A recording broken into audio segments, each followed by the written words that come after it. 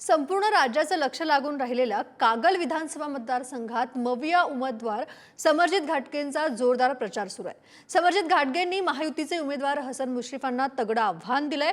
दरम्यान कागलची जनता आपल्याच पाठीशी असून 23 तारखेला मतदारसंघासह राज्यात परिवर्तन झालेलं दिसेल असा विश्वास समरजित घाटगेंनी व्यक्त केलाय। दरम्यान याबाबत समरजित घाटगेंसोबत संवाद साधलाय आमचे प्रतिनिधी शेखर पाटील यांनी। महाराष्ट्रात अनेक महत्त्वाच्या लढती ज्या आहेत त्या होणार आहेत आणि यापैकी एक महत्त्वाची लढत पश्चिम महाराष्ट्रातली महत्त्वाची लढत मी म्हणेल ती हसन मुश्रीफ यांच्या विरोधात समरजित घाटगे यांची या ठिकाणी होणार आहे आणि तेच समरजित घाटगे स्वतः आपल्यासोबत आज आहेत। राजे, काय सांगाल, एक महत्त्वाच्या लढतींपैकी एक लढत त्या ठिकाणी असणार आहे। अनेक दिवसांपासून तुमचे प्रयत्न या मतदारसंघात आहेत, अनेक दिवसांपासून काम त्या ठिकाणी करताय। कशा पद्धतीनं या संपूर्ण लढतीकडे तुम्ही स्वतः पाहता? सर्वप्रथम पुढारी न्यूजच्या सगळ्या प्रेक्षकांना माझा नमस्कार आणि आपले आभार। महाराष्ट्रामध्ये या लढतीकडे लक्ष ह्यासाठी आहे कारण ज्या आदरणीय शरदचंद्र पवार साहेबांनी सर्वाधिक पदं, खरं म्हटलं अजितदादानंतर सर्वाधिक पदं ज्या व्यक्तींना दिली ते आदरणीय पालकमंत्री महोदय हसन मुश्रीफ साहेब आहेत आणि त्यानंतर त्यांनी त्यांच्यावर गद्दारी करून या उतरत्या वयामध्ये त्यांना सोडून गेले आणि त्यानंतर पवार साहेब आता जे राज्याचे वस्ताद आहेत यांनी माझी निवड केली कागल गडिंग्लज उत्तूरचं परिवर्तन करण्यासाठी आणि त्याच्यामुळं आणि त्यामध्ये मीडियाचा रोल पण फार मोठा आहे। आपण लोकांनी पण मला प्रचंड उचलून धरलं आणि त्याच्यामुळं ही एक इंटरेस्टिंग लढत आहे कारण समोरची जी शक्ती आहे ती प्रचंड मोठी आहे।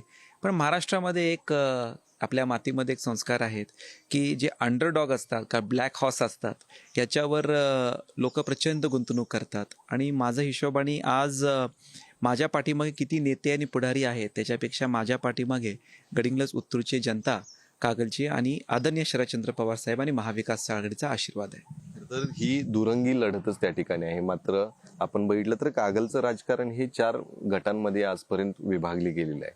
त्या ठिकाणी आता 3 गट एकत्र आहेत। महाविकास आघाडीमधले देखील नेते त्या ठिकाणी जाऊन त्यांच्या सोबत प्रचार करताना पाहायला मिळतात। तुम्ही एकटे त्या ठिकाणी असणार आहे। अर्थातच महाविकास आघाडी असेल, मात्र 3 गट महत्त्वाचे त्या विरोधात तुमचे असणार आहेत। कसं बघताय ही लढाई, दुरंगी लढाई खरं आहे, कसं बघताय? मला असं वाटतं की जेव्हा आपल्याला कागलच्या इतिहासामध्ये 3 गट एकत्र आणायचे लागले तर त्यावेळी कागलमध्ये इतिहास आहे। मला वाटतं 3 गट एकत्र 2009ला आली, आम्ही पण त्या बाजूला होतो, पण स्वर्गीय सदाशिवराव मंडलिक साहेबांचा विजय झाला। आम्ही होतो, बाबा होते आणि मुश्रीफ साहेब, आम्ही एकत्रच होतो, पण कुठं मंडलिक साहेबांचा आपण जे विजय आपण थांबवू शकलो।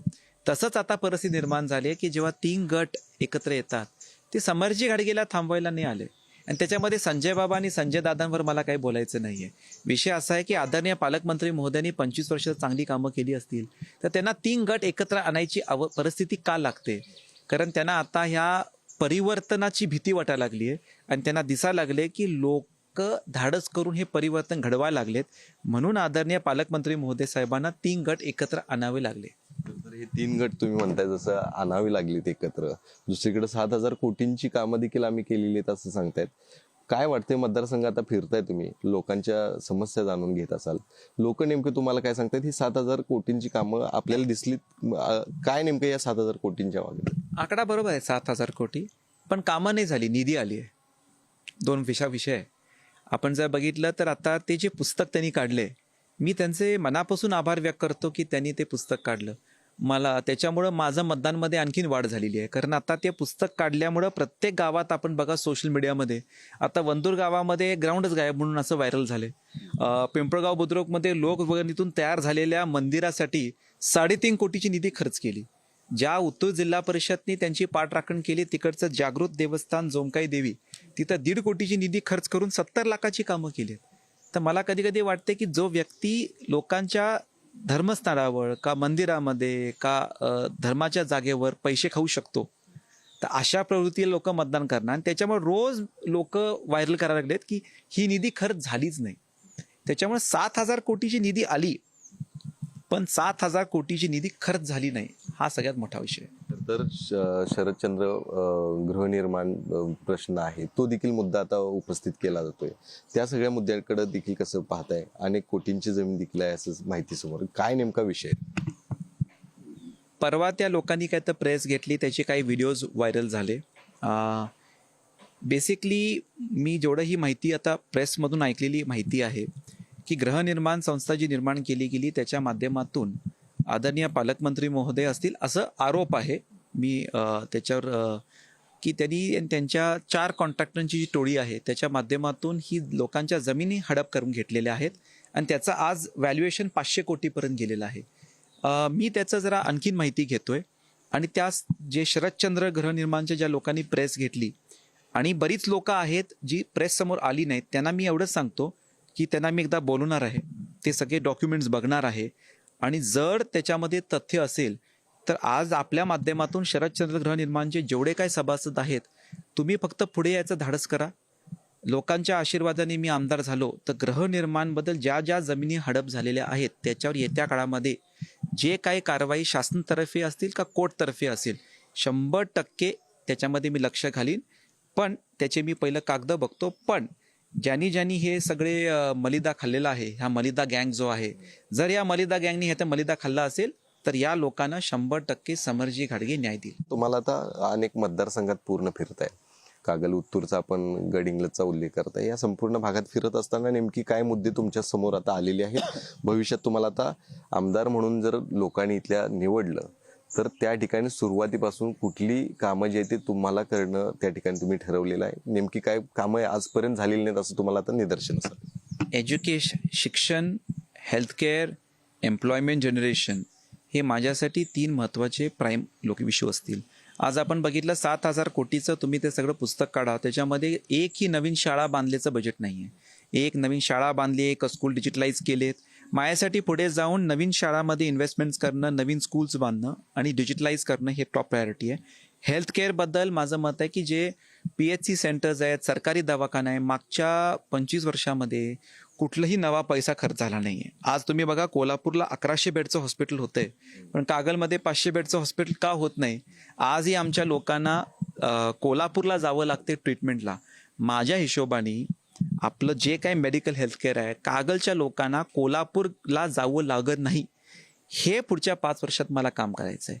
आणि जे एम्प्लॉयमेंट बघितलं तर अनएम्प्लॉयमेंट सगळ्यात जास्त आहे. मुलांमध्ये बेरोजगारपणा प्रचंड वाढलेला आहे आणि 5 स्टार MIDC, गडिंग्लज MIDCला डेव्हलप करणं, त्यांना प्रोत्साहन देणं, आज अण्णासाहेबच्या माध्यमातून जेवढी कर्ज दिले त्याला वाढवणं आणि यूथमध्ये आपण आता जे बेरोजगारचा भत्ता जे आपण म्हणतो, माझं टार्गेट आहे की 2029ला मी जेव्हा परत निवडणूक लढायला येईन तेव्हा सर्वात कमी बेरोजगारीचा भत्ता हा महाराष्ट्रामध्ये कागल विधानसभेमध्ये शासनाने खर्च केला जाईल. हे चॅलेंज घेऊनच मी काम करणार आहे. खरं तर तुम्ही म्हटलं की बेरोजगारांची संख्या आपल्या उत्तरामध्ये म्हटलं की कमी राहील, त्यांचा भत्ता कमी असणार कागल पहिला असेल. त्यासाठी तुम्ही आधीपासून प्रयत्न करत आहात का? कारण तुमच्या राजे बँकेतून देखील अनेकांना कर्ज दिल्याची देखील माहिती आहे. ती नेमकी काय आकडेवारी आणि त्यातून नेमकं काय इथल्या जनतेला, इथल्या तरुणांना व्यवसाय करता आले? काय नेमकं त्यातून साध्य तुमच्या या बँकेकडून? आपल्या राजे विक्रमसिंग घाटगे बँकेतून आतापर्यंत आपण 130 कोटीच्या वरती युवकांना कर्ज दिलेलं आहे. ऑलमोस्ट 2,000 युवक आहेत ज्यांना आतापर्यंत आपण ते कर्ज दिलेले आहेत. त्यातून 92% लोक असे ज्यांनी पहिल्यांदा व्यवसाय उभा केलेला आहे. 42% लोक आहेत ज्यांनी आता रोजगार निर्माण केलेला आहे. So now they are employment generation व्हायला लागले. येत्या काळामध्ये मला केंद्राचं एक खातं आहे MSME, micro small medium enterprise. आता आमच्या बँकेचं त्या खात्याचं टायअप करायचं आमचं नियोजन आहे आणि त्या खात्याच्या माध्यमातून मोठ्या प्रमाणामध्ये व्यवसाय आणि उद्योग याला मला प्राधान्य द्यायचं आहे. मला वाटतं एम्प्लॉयमेंट जनरेशन एक भाग आहे, पण आता आपली बरीच मुलांनी व्यवसायामध्ये पण उतरायला पाहिजे, हे माझं हेतू आहे. तुम्हाला समरजित घाटगे म्हणून या ठिकाणी काय विश्वास वाटतो? कशी ही निवडणूक पाहताय? 2019ची लढाई ज्या ठिकाणी 90,000 मतं घेतली होती, आता काय नेमका विश्वास वाटतोय? अर्थातच शरद पवारांचं बळ तुमच्या मागे आहे. काय विश्वास वाटतोय आणि त्या मतदारांना या शेवटच्याच प्रश्नातून काय नेमकं आव्हान करणार, काय सांगाल? मी कागल गडिंग्लज उत्तूरचे, मी त्यांना मतदार म्हणत नाही, ते माझे 3,40,000 कुटुंबाचे सदस्य आहे. मी त्यांना सगळ्यांना एकच आव्हान करतो की आदरणीय शरदचंद्र पवार साहेबांनी महाविकास आघाडीच्या नेतृत्वाखाली तुतारी घेतलेल्या माणसाला आपण बटन दाबून विजयी करा, या परिवर्तनाला विजयी करा राष्ट्रीय छत्रपती शाहू महाराजांचा कागल हे ओळख निर्माण करण्यासाठी आपण ह्या परिवर्तनाची साथ द्या. ही लढाई समरजित घाटगेची एकट्याची राहिली नाही. ही लढाई आता आपल्या सगळ्यांची आहे. हे परिवर्तन आपल्या सगळ्यांचं आहे.